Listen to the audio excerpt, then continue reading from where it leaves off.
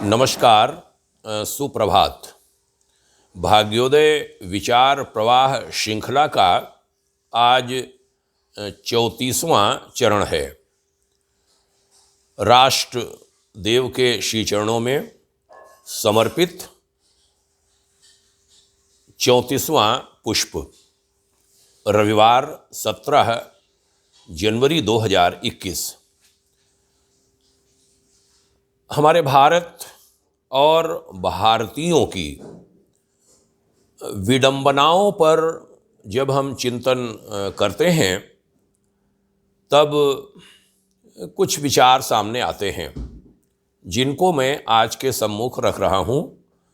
भारत और भारतीयों की विडंबना, इरोनी ऑफ इंडिया एंड इंडियंस। इसमें हम कुछ बिंदुओं की चर्चा करेंगे। मुख्य रूप से 24 बिंदु इसमें हैं और हमारा निवेदन होगा इसको ध्यान से सभी सुनेंगे और खासकर युवाओं के बीच इसको भेजेंगे। हमारे युवा देखें कि क्या कुछ गलतियां हमसे हो रही हैं और हम क्या सुधार कर सकते हैं। यदि सुधार नहीं किया तो हेल्दी इंडिया नहीं बन पाएगा, बीमार भारत होगा। हेल्दी यूथ नहीं होगा, बीमार यूथ होगा। और हम समाज राष्ट्र के लिए वह भूमिका अदा नहीं कर पाएंगे जो हम कर सकते थे। तो इसमें पहला मैं कहूँगा, मोबाइलों का बहुत बढ़ता प्रयोग। हम सब उस रोग से ग्रसित हैं। कम करना होगा यथासंभव, जितना इससे बचा जा सके, जितना कम इसका उपयोग हम करें, ज़रूरत भर ही उपयोग करें। दूसरा, वातावरण में कामुकता और अश्लीलता का प्रचलन, ये एक बड़ी विडंबना है, बढ़ता जा रहा है। और उसमें ये सोशल मीडिया, बहुत सारे चैनल्स, बहुत सारी साइटें, वे सब इसमें बढ़ोतरी कर रही हैं। इस ओर स्वयं ध्यान देना होगा कि हम इस कुटेव से बचें। तीसरा, हमारी खेती में रासायनिक खादों और कीटनाशकों का अंधाधुंध प्रयोग। हमारी धरती जहरीली हो रही है। जो हमारे खाद्यान्न हैं वो जहरीले पैदा हो रहे हैं। धरती बांझ होने वाली नौबत आ रही है।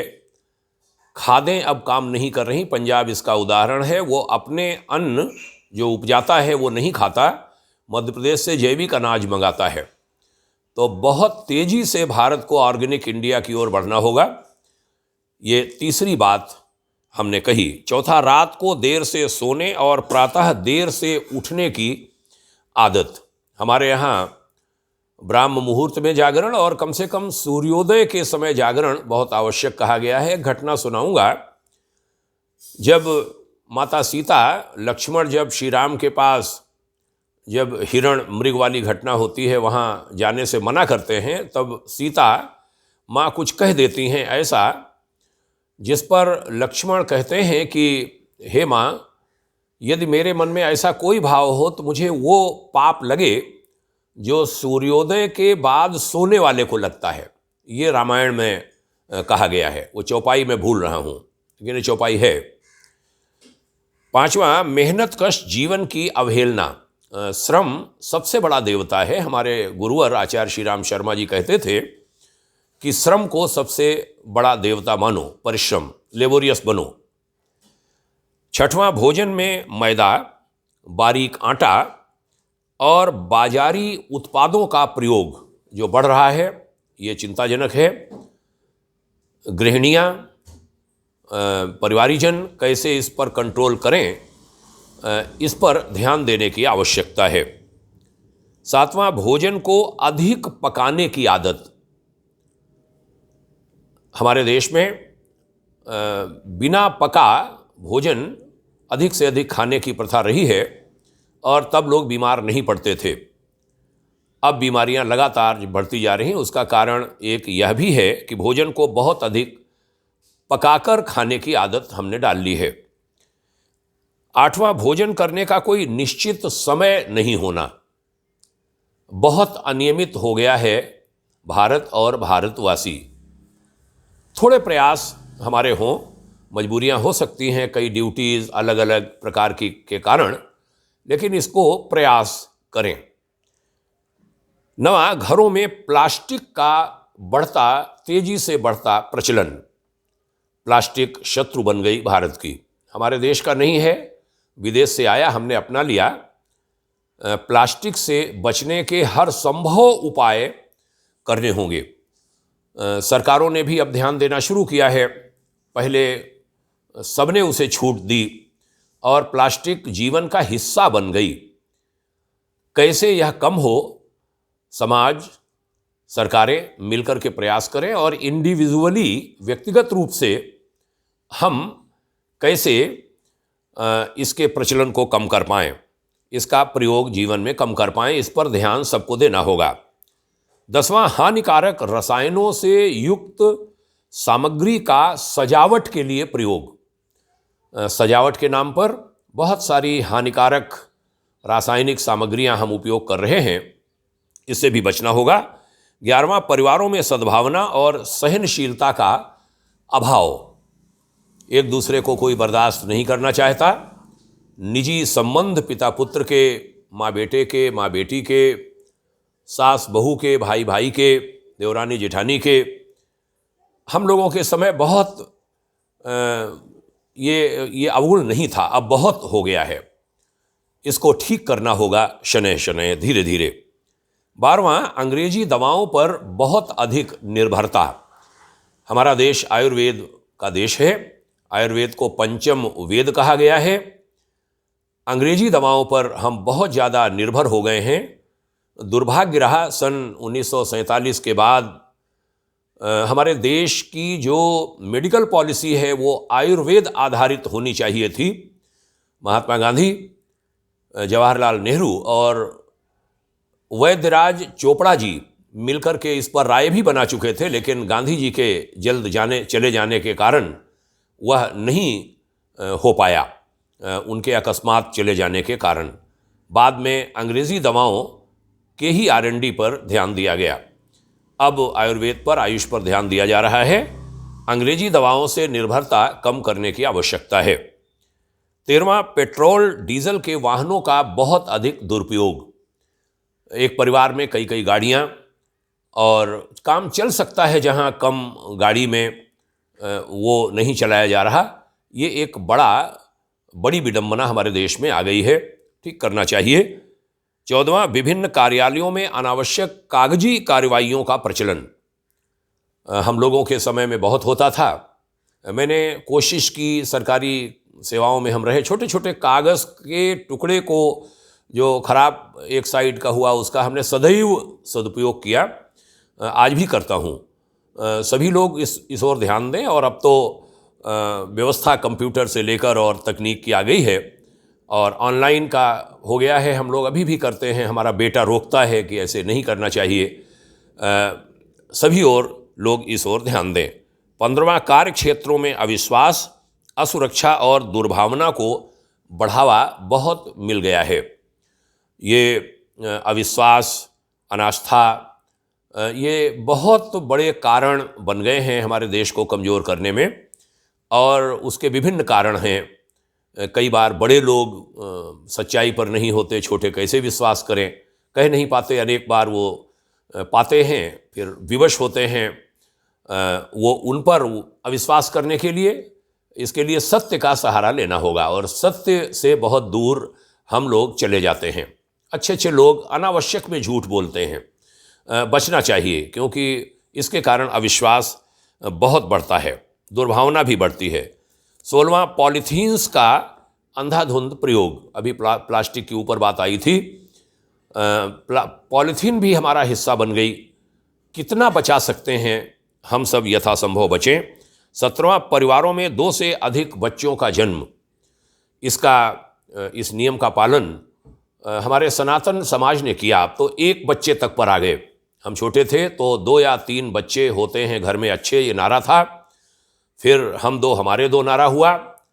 अब तो एक बच्चे की बात होने लगी और अनेक युवक युवतियां एक बच्चा भी अब पैदा करना नहीं चाहते। लेकिन कुछ समाज ऐसे हैं जिन्होंने इस ओर ध्यान नहीं दिया और वह एक बड़ा कारण अविश्वास का, राष्ट्रीय अविश्वास का भी कारण बन गया है। इस ओर ध्यान देना होगा कि जनसंख्या नियंत्रण, वह उसकी दर नियंत्रित हो और वो सभी के लिए हो, किसी एक समुदाय या किसी के लिए नहीं। 18वां, जल स्रोतों के प्रति संवेदनहीनता। हमारी आज़ाद भारत की सरकारों ने बड़े दुख के साथ कहना होगा, हमारी नदियों और विभिन्न जो जल स्रोत हैं उनका सम्मान नहीं किया। सरकारों ने नहीं किया, समाज ने भी नहीं किया। उनको गटर मान लिया, जो कुछ डालना हो उसमें डाल दो। ये बाहरी कमी रही है, थोड़ा थोड़ा ध्यान दिया जाता है लेकिन आदत पड़ गई है और इस ओर बहुत अच्छे से प्रयास करना पड़ेगा, तब बात बनेगी। टेम्स नदी ब्रिटेन की मैं उदाहरण देता हूँ यहाँ की गंगा जी को ठीक करने के लिए और नदियों के लिए, कि उन्होंने टेम्स नदी की बदबू से के कारण कहते हैं वहाँ की पार्लियामेंट को हटाना पड़ा था। वहाँ से इतनी बदबू आती थी नदी में, आज वो निर्मल है। हमारे यहाँ भी हो सकता है, लेकिन जनता सहयोग करे और राजनीतिक इच्छा शक्ति जुटे, तब बात बनेगी और दोनों चीज़ें एक साथ हो नहीं पा रही हैं। उसके लिए कठोर नियम बनाना, उनका पालन करना और सबसे अधिक बात की जनता मन उसके लिए बनाए। तो जल स्रोतों के प्रति हम संवेदनहीन नहीं, संवेदनशील हों। यह 18वीं बात हमने कही। 19वीं, गौ हत्या और देशी गायों की नस्लों में भारी कमी। गौ हत्या में कमी नहीं, गौ हत्या में वृद्धि। इधर के कुछ वर्षों में तो गौ कशी और ज़्यादा बढ़ गई है। सख्ती से रोकना पड़ेगा। कई राज्यों ने इस पर प्रयास किया है। उत्तर प्रदेश सरकार ने तो बहुत सख्ती की, लेकिन फिर खेतों में बैल जाने लगे। उसके विभिन्न उपाय हैं, हम लोगों ने सुझाव दिए, लेकिन उन सुझावों को अभी सरकारें भी मान नहीं पा रही हैं। उनके पास समय नहीं होता सुनने के लिए। हमारे कुछ लोग बहुत गंभीरता से इस दिशा में प्रयास कर रहे हैं। उपाय हैं, सारे उपाय हो सकते हैं। काम करने वाले लोगों को थोड़ा तवज्जो अगर दिया जाने लगे मुख्यमंत्री के स्तर पर और मुख्यमंत्रियों के स्तर पर और ऊपर भी उनकी थोड़ी बात सुनी जाने लगे, जिन्होंने कुछ करके दिखाया है कहीं पर, वो हो नहीं पा रहा। सच बताएं, बात पहुंच नहीं पा रही है। तो हमने तो नीति आयोग के लिए एक सुझाव दिया। वहाँ पर वॉलंटरी एक्शन सेल है, जनता को जोड़ करके जनता की राय देश की नीति बनाने में लगे।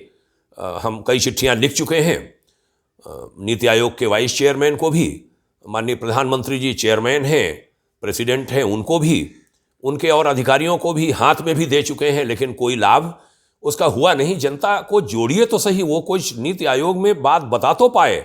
2 सेल हैं वहाँ, दोनों सेल, एक इंटरप्राइजेज जो उद्यम है उसके बारे में है, एक वॉलंटरी एक्शन सेल। दोनों में जनता के प्रतिनिधि को वहाँ पर रखकर अध्यक्ष और सदस्य करके, जो ज़मीनी लोग हों उनको, लेकिन वहाँ हो ही नहीं पा रहा, सब सरकारी बैठते हैं और वो सेल डेड पड़े हैं। शुरू में ही माननीय प्रधानमंत्री जी ने ध्यान दिया था कि जनता को जोड़ा जाए, लेकिन वो सेल निष्क्रिय पड़े रह गए। निष्क्रिय माने डेड जिनको कहेंगे, उसमें कुछ हो नहीं पा रहा जनता की ओर से सहयोग। सुझाव दिया, देखिए कभी निगाह जाए। अब हम लोग छोटे लोग हैं, क्या कर सकते हैं, लिख ही सकते हैं, बात ही पहुंचा सकते हैं। तो ये हो तो वहाँ पर ये चीज़ें हम सब पहुँचा पाएँ, गौ हत्या में कमी आए और देशी गायों की नस्लों में भारी कमी हो। कुछ संस्थाएं अच्छा काम कर रही हैं, इस ओर प्रयास चला है, लेकिन कुछ गौशालाओं और उससे काम नहीं चलेगा। हर घर में खूंटे तक गाय पहुंचानी पड़ेगी, उसकी आर्थिकी की ओर ध्यान देना पड़ेगा। जनता को भी थोड़ा महंगा दूध, महंगा देशी गाय का दूध, महंगा देशी गाय का घी, महंगा माने जो लागत लगती है वो अदा करने के लिए आगे बढ़ना पड़ेगा। नकली तो बहुत सारे लोग बेच रहे हैं और वो है नहीं, घी है ही नहीं वो, और घी के नाम पर, देशी घी के नाम पर सब खा रहे हैं, तो बीमारियां तो होंगी ही। तो देशी गाय का जो हमारी भारतीय नस्ल है वो बढ़े, उसके लिए जनता को भी तैयार होना होगा। थोड़ा जेब पर दबाव भी बढ़ाना पड़ेगा। उधर ईमानदारी से जो गौशालाएं हैं और गौ सेवक हैं वो भी काम करें। 20वां है सोलर कुकर्स की जगह माइक्रोवेव और ओवन पर निर्भरता हमारे देश में बहुत बढ़ी। ये एक विडंबना है। भारत को सबसे ज़्यादा सूर्य भगवान कृपा बरसाते हैं भारत पर, लेकिन भारत के लोग सूर्य भगवान का उपयोग नहीं कर पाते। अरे सब छोड़ दें, सूर्योदय समय उठते नहीं हैं। सूर्य भगवान के सामने आना चाहिए। वो अधिकांश लोग फ़ोन करो 10 बजे सो रहे हैं, हमें शर्म जैसी आती है कहते हुए भी, लेकिन आधा देश लगता है सोता रहता है। वैदिक घटी यंत्रम करके हमारे लखनऊ के एक युवक श्रीवास्तव ने इस पर प्रयास किया है। उन्होंने इसका कारण बताया कि जो घड़ी का भी ये हो गया ना, उस पर कभी मैं अलग से विचार रखूँगा। 12 बजे रात को दिन शुरू हो रहा है। दिन भारत में तो दिन सूर्योदय समय शुरू होता है। कहीं किसी देश से आया था, अंग्रेज़ों का राज था पूरे आधी दुनिया पर, उन्हें ये ठीक लगा, उन्होंने उसको अपना लिया, वही घड़ी पूरी दुनिया में छा गई। तो हमारे देश की एक घड़ी बने। सरकारों के माननीय प्रधानमंत्री कार्यालय के भी संज्ञान में लाया गया है कि ऐसा कोई घटी यंत्रम भारत का एक जो वैदिक घड़ी है वह लाई जाए, जिससे दिन की शुरुआत सूर्योदय के समय हो। और कहते हैं सब सवेरा हो गया उठे, लेकिन सूर्योदय के समय सोते रहते हैं लोग। तो दिन कहाँ शुरू हुआ? दिन कोई 12 बजे दोपहर शुरू होता है, जब सूर्य भगवान सिर पर होते हैं। तो घटी यंत्रम जैसे प्रयोग भी आएंगे। भाग्योदय फाउंडेशन प्रयास करता है ऐसे सब लोगों को आगे लाने की, और ये सुधार हो तो सूर्य भगवान का हम सम्मान कर पाएँ। और इधर भोजन में बनाने में माइक्रोवेव वगैरह, ओवन वगैरह पर जो निर्भरता बढ़ी है, उसके कारण भी बीमारी बढ़ रही है। गृहिणियाँ ही इस ओर ध्यान दे सकती हैं। थोड़ी मेहनत बढ़ेगी, थोड़ा परिश्रम बढ़ेगा, ताज़ा बनाएं, ताज़ा खाएं और खिलाएं। 21वां है सौंदर्य प्रसाधनों का बढ़ता प्रचलन। मैं कहा करता हूं कि किचन से ज़्यादा खर्चा आज भारत के अधिकांश घर, वे घर जो पैसे वाले हैं, आम आदमी तो बेचारा भोजन पर ध्यान देता है, लेकिन भोजन से ज़्यादा खर्च बाथरूम पर होता है। ये भी एक बड़ी विडंबना हो गई है। तो बाथरूमों का खर्च कम करें, क्योंकि वो बीमारियां ही बढ़ाएंगे सौंदर्य प्रसाधन और भी प्रकार के सौंदर्य प्रसाधन जो बाथरूम के बाहर भी आपके यूज होते हैं, जहां पर आदमी सजता संवरता है। तो देशी चीज़ों की ओर आएँ, इससे भी बचना होगा, सौंदर्य प्रसाधनों से बचना पड़ेगा। भोजन में पौष्टिकता इधर हो और उसमें कमी आवे, बजट भी ठीक रहेगा। 22वां है गलत पहनावा। गलत पहनावा, इस पर बड़ी बहसें होती हैं, लेकिन जो अपने को हमें लगे कि ये खराब लग रहा है वो ही गलत कहा जा सकता है। हमारी ओर अधिकांश लोग आकर्षित हों, चाहे पुरुष हों, चाहे लड़कियां हों, महिलाएं हों, ध्यान देना होगा। इससे बहुत सारी बुराइयां बढ़ रही हैं। अच्छी खासी पैंट सिलवाकर उसको फड़वाने में भी पैसा खर्च करवाना, कहाँ से हमने सीख लिया भाई? ओ हो, सोच के भी गुस्सा भी आता है, शर्म भी आती है, लज्जा भी आती है।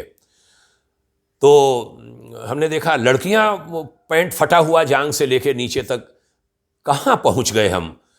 इस गलत पहनावे को रोकना होगा, ठीक करना होगा। आप शालीन पहनिए, शालीनता में भी सुंदर लग सकते हैं, और वास्तव में शालीनता में ही सुंदर आप लगते हैं।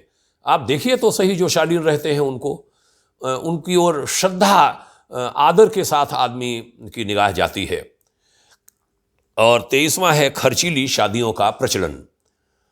खर्चीली शादियां हमें दरिद्र और बेईमान बनाती हैं, यह हमारे मार्गदर्शक गुरुदेव पूज्यवर आचार्य श्री राम शर्मा जी ने कहा था। खर्चीली शादियां, रात की शादियां, रात में कभी विवाह नहीं हुए। वैदिक विवाह सब दिन की रोशनी में होते हैं। कोई यज्ञ सूर्य भगवान के बिना होता है, लेकिन विवाह यज्ञ हम करने लगे। अधिकांश ढेरों बुराइयां हमने ले ली हैं, खासकर हिंदू समाज ने। हिंदू समाज, सनातन समाज आगे आए, अन्य समाज ठीक कर रहे हैं अपनी कमी को, आप भी ठीक करिए। खासकर मैं एक ब्राह्मण कुल से आता हूँ। ब्राह्मण परिवारों में क्षत्रिय परिवार, अन्य परिवार, ये सब अभी भी नहीं छोड़ पा रहे हैं, अन्य लोग छोड़ रहे हैं। और वो एक सही परंपरा है, आप गलत से सही दिशा की ओर जाएंगे, क्योंकि उसमें बहुत सारे खर्चीली शादी खर्चा भी कम होगा, तमाशा भी कम होगा और व्यवस्था भी बढ़िया बनेगी। और 24वां और अंतिम है, अधिक टीवी, इंटरनेट, गपबाजी और खाली बैठकर समय काटने की आदत। इससे बचना है। समय बेशकीमती है। समय का एक एक कतरा बड़ा महत्वपूर्ण है। हमने जीवन में अपने मार्गदर्शक का कहना माना और उन्होंने कहा था कि जीवन का नन्हा क्षण भी व्यर्थ न जाने पाए। हमारा प्रयास होता है एक एक पल का उपयोग करने का, और ये एक अच्छी आदत होती है जिसको हमने अपने जीवन में पालन किया। तो ये भारत और भारतीयों की 24 विडंबनाओं की गाथा कहूँ या व्यथा कथा कहूँ, मैं तो व्यथा कथा इसको कहना ज़्यादा उपयुक्त समझूंगा। ये व्यथा माने ये पीड़ा हो रही है, दुख हो रहा है, और इसको हम ठीक करेंगे। हमारा देश एक हो, सब एक मिलकर के चलें। और सेकुलरिज्म के नाम पर जो देश हमारा कमज़ोर होता चला जा रहा है, जो हमारा समाज कमज़ोर होता है, हिंदू बट रहा है, सनातनी बट रहा है, वो एक नहीं हो पा रहा, वो एक हो, सबको लेकर के चले, उनको सबको अपना माने। जो भारत को अपना मानते हैं, भारत को सगा मानते हैं, भारत की संस्कृति को जो अपना मानते हैं, जो सारे सबको अपना मानते हैं, वो सब एकजुट होकर के चलें। और सेकुलरिज्म का जो कीड़ा लग गया है, रोग लग गया है, इसके बहुत भारी नुकसान हो रहे हैं। इन दिनों वो चर्चा का भी विषय बहुत ज़्यादा बना हुआ है। और मैं कहूँगा कि सेकुलरिज्म और धर्मनिरपेक्षता ये शब्द बहुत बाद में हमारे देश में लाए गए, लेकिन लाए गए तब भी उसकी व्याख्या हम लोगों ने करी कि अपने धर्म, अपने पंथ, अपने विचार पर बड़ी दृढ़ता के साथ दृढ़ रहते हुए, कट्टर होते हुए, दृढ़ता के साथ दूसरे के विचार का, दूसरे के मजहब का, दूसरे के इष्ट देवों का वैसा ही सम्मान करना जैसा हम अपना करते हैं, अपनी मान्यताओं का करते हैं। और यह बात सनातन समाज, इसको अधिकांश वर्ग स्वीकार करता है। ये सभी को स्वीकार करना चाहिए। जो दुर्भाग्य से हो नहीं पा रहा, उसी के कारण समस्याएं ज़्यादा आती हैं, उंगलियां उठती हैं, विवाद भी बढ़ते हैं। आप सबने ध्यान से इनको सुना, बहुत बहुत धन्यवाद। आपको प्रणाम करता हूँ, शुभकामनाएं। जय हिंद, ओम शांति।